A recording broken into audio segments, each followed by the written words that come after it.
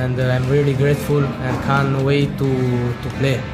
Yeah, thank you all. চলিত বছরে মার্চে ভারতের বিপক্ষে বাংলাদেশের জাতীয় দলের সুযোগ না পাওয়া ফাহমুদুল ইসলাম আবারও এলেন দেশের টানে।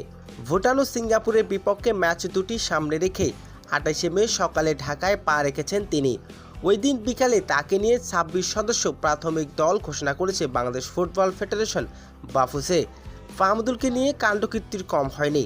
18 বছর বয়সে এই কিশোরকে দেখে তার প্রতি গোটা দেশ ভালোবাসা দিয়েছেন। ইতালির চতুর্থ বিভাগ খেলোয়াড় ফাহমুদুল ইসলাম মার্চে বাদ পড়েছেন দল থেকে।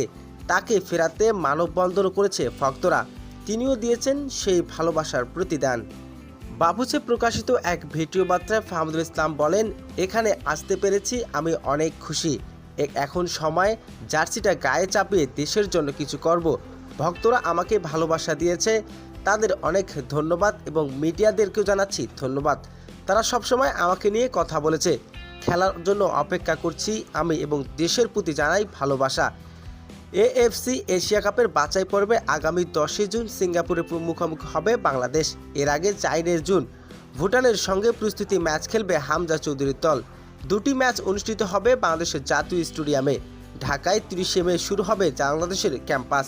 সবার আগে যোগ দিলেন ফাহমুদুল ইসলাম।